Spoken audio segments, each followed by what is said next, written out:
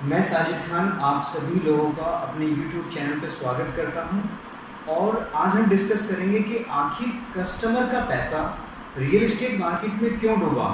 क्या वो पैरामीटर थे, क्या इसके पीछे रियल एस्टेट बिल्डर जिम्मेदार था, एसोसिएट जिम्मेदार था या कस्टमर खुद था या और कोई। तो आइए डिस्कस करते हैं। मैं बताना चाहूँगा कि रियल एस्टेट इंडस्ट्री के अंदर जो इन्वेस्टर्स या कस्टमर्स का पैसा डूबा है उसके पीछे जो रीजन है, कस्टमर की अगर हम बात करते हैं तो कस्टमर चाहता है कि बिल्डर ने मेरे साथ चीट किया। अगर उसके साथ हम कस्टमर से पूछते हैं तो कस्टमर बिल्डर के साथ साथ एसोसिएट को भी दोषी ठहराता है, लेकिन फैक्ट कुछ और नज़र आते हैं।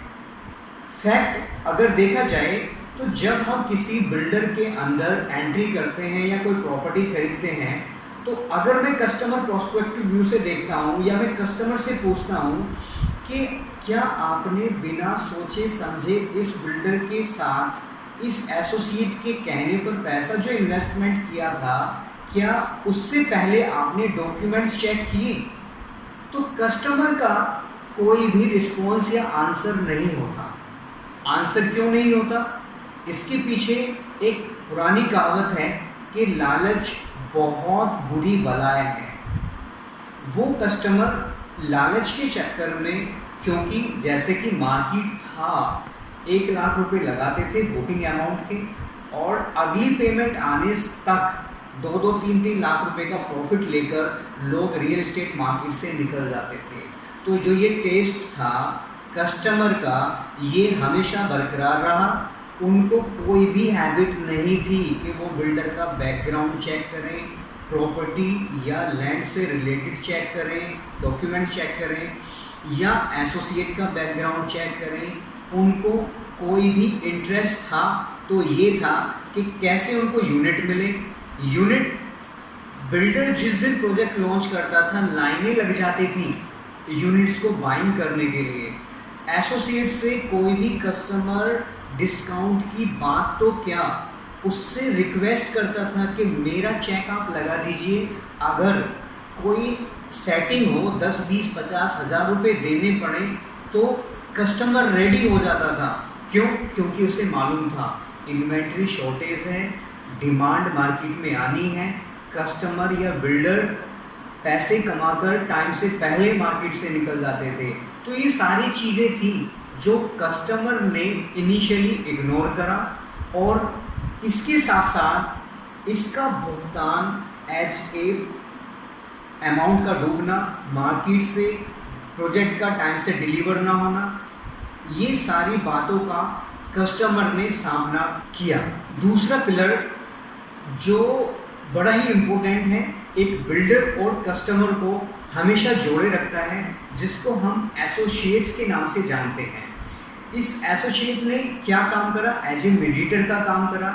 कस्टमर को ट्रस्ट बना या बिल्डर ने एक लुक्रेटिव प्लान दिया एसोसिएट को और एसोसिएट ने सेम प्लान या सेम मैसेज मार्केट में कन्वे करना स्टार्ट कर दिया। यहाँ पर गौर करने वाली बात है, क्या इस इंडस्ट्री के अंदर कोई भी रियल एस्टेट एसोसिएट कोई बड़ा टाइकून बना है, कोई बड़ा डेवलपर बना है या कोई ऐसा बड़ा काम किया हो कि जिसके पास 500 एकड़ लैंड, 1000 एकड़ लैंड या कोई बहुत बड़ा नाम एज ए बिल्डर हुआ हो? तो शायद ना हो, क्योंकि जो पैसा था वो पैसा कस्टमर ने बिल्डर को दिया। एसोसिएट को तो बेचारे को उसकी ब्रोकरेज मिलती थी।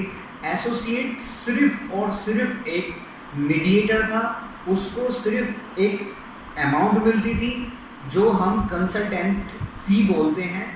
तो उसको इस मीडिएटर में सिर्फ यही रोल अदा करना था। इसके बाद सारी रिस्पॉन्सिबिलिटी होती थी बिल्डर और कस्टमर की। कस्टमर ने उन बातों को इग्नोर किया, बिल्डर ने जो इसकी इंटेंशन कह लीजिए या लायबिलिटीज इस कदर बढ़ गई कि उसकी औकात ही नहीं थी प्रोजेक्ट को डिलीवर करने की, या फिर लैंड ही बिल्डर के नाम नहीं थी या लैंड बिल्डर के नाम थी तो किसी किसान के नाम थी। तो ये सारी बातें जो बताती हैं कि कस्टमर या इन्वेस्टर का पैसा रियल एस्टेट के अंदर जो डूबा है वो सिर्फ और सिर्फ कस्टमर की अज्ञानता के कारण, कस्टमर के साथ साथ रियल एस्टेट डेवलपर्स की इंटेंशन के कारण, और इसके साथ साथ एसोसिएट ने जो फैसिलिटेट किया उस फैसिलिटेट का उसको जो रकम मिली वो सफिशेंट नहीं थी। तो ये सारी चीज़ें हैं।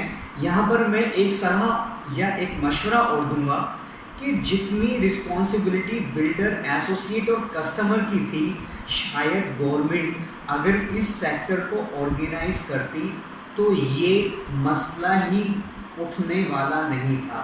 रही बात रिसेशन की, रही बात मार्केट डाउन की, तो ये लाइफ का एक साइकिल है जो हमेशा हर एक इंडस्ट्री में चलता आया है, चलता रहेगा जब तक दुनिया रहेगी। लेकिन ये नहीं हो सकता कि बिल्डर लॉबी, जिसके अंदर हर एक बिल्डर ने सेम पीरियड को फेस किया है और उस पीरियड के अंदर अधिकतर बिल्डर या तो बैंकरप्ट हो गए, मार्केट से बाहर हो गए, या प्रोजेक्ट डिलीवर नहीं करा, तो इसके पीछे सीधा सीधा विलिंग और इंटेंशन ही मेजर है।